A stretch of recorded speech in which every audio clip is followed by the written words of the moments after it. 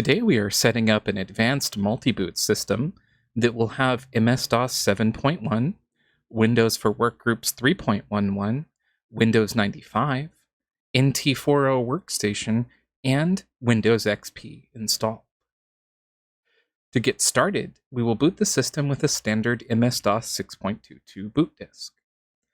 The reason for this is we want to partition and format the drive before installing MS-DOS 7.1. We will be using a FAT16 partition, as Windows for Workgroups has issues with FAT32 partitions, and the other operating systems will run on FAT16 partitions without issue. Once the partition and format are complete, we can reboot the PC with our MS-DOS 7.1 installation disk in the drive. I am using the CD version.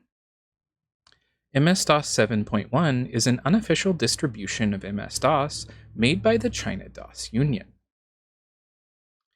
Here we have a prompt about rewriting the master boot record. As we have already partitioned and formatted the drive, we want to select No at this prompt. Next, we get to select the directory where MS-DOS is installed. This will be critical later in the process because we don't want one Windows installation overwriting another. Here in DOS, the path is fine, and we can select Next. We can select the minimal installation with no add-ons. The more operating systems we install on this single 2 GB partition, the less space we will have. So we want to choose less features where possible. MS-DOS 7.1 has been successfully installed.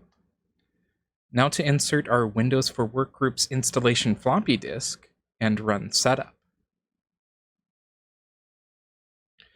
Be sure to choose the custom option when one is available. This will allow you to select the installation directory, among other things. I actually made a mistake here. Ideally, I would have changed the installation directory to something like C:\win311.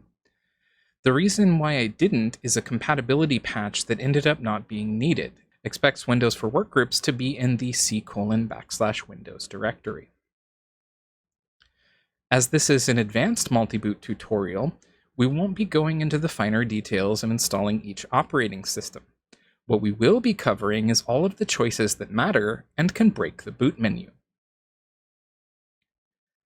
Windows for Workgroups 3.11 is now installed. We can poke around here for just a moment and make sure we can do some basic tasks, like changing the color scheme. The next operating system on the list is Windows 95, which is also one of the most problematic for a multi-boot setup. The specific version we need is the original retail release on floppy disks, not any of the OEM or OSR versions. The reason is these other versions will refuse to install if another operating system is detected. The critical choice during the installation is the installation folder. Be sure to change it to something like C:\Win95. Note that the Win9X series of operating systems needs to be installed on the primary partition of the hard drive. Another issue we need to contend with is the boot menu in Windows 95, which is broken. We will see that in action very soon. For demonstration, I'm choosing the compact install. This is personal preference. I'm trying to conserve space on the hard drive. One hop, skip, and time jump later, we are at the desktop in Windows 95. Now we need to enable the boot menu so we can get back to DOS. Open File Explorer and click on View in the top menu bar. Select Options from the drop-down menu. Click on the View tab at the top of the Settings window. Then click the radio button next to Show All Files. Click Apply, then OK. Back in File Explorer, we can now view hidden and system files. Locate msdos.sys in the list, right-click on it, and select Properties from the context menu. Deselect the checkbox next to Read Only in the Properties window, then click Apply and OK. This will allow us to edit and save the file. Right-click on msdos.sys and click Open With from the context menu. From the Open With dialog box, locate and highlight Notepad, then click OK. This will open msdos.sys in Notepad. In the Options section, we want Boot GUI, Boot Menu, and Boot Multi to equal 1. Save the file and exit Notepad. Next, restart the PC. On boot, we now get a menu with various startup options, and at the very bottom we have Previous version of MS-DOS. Arrow down to option 8 and press Enter. Unfortunately, the boot menu in Windows 95 is broken, so it won't actually load MS-DOS. The issue will fix itself once we install an operating system with a working boot menu. Which is why the next phase of our project is installing Windows NT 4.0 Workstation. There isn't much to say about Windows NT 4.0 Workstation. It's basically Windows 95 with a focus on business.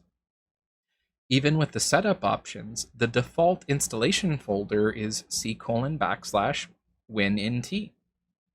So we don't need to make any adjustments during setup. Here we are at the desktop after installing NT 4.0. The next order of business is to install Service Pack 6.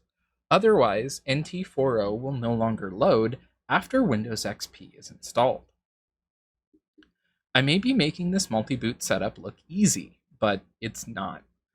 The process I'm explaining is omitting all of the mistakes I made along the way that caused the boot menu to break or a previous version of Windows to no longer load. I would show the unedited attempts, but I'm not convinced anyone would want to watch hours of failure. The working setup is far more interesting in my opinion. That brings us to the final phase of the project, installing Windows XP.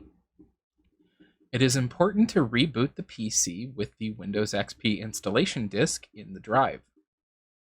We don't want to start setup from within Windows. Select the one and only partition that should be available to select. Then select Leave the current file system intact. No changes. Because Windows for Workgroups and Windows 95 won't load from an NTFS partition, and we certainly don't want to format the drive.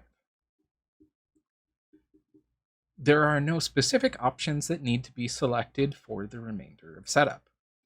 Windows XP actually does not give the option to change the installation folder.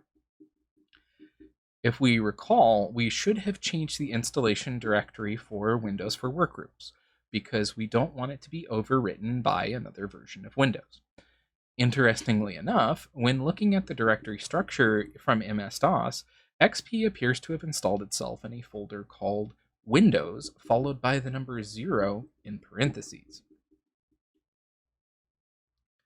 Now that Windows XP has been successfully installed, we can reboot the PC and verify the other startup options are working correctly. We can return to Windows NT 4.0, reboot again, and confirm we can get back into Windows 95. Reboot a third time, and we can confirm the boot menu is now working correctly, and we can get back to MS-DOS 7.1. And of course, load up Windows for Workgroups. What wacky, wild, and/or weird combination of operating systems would you like to see in a multi-boot setup next?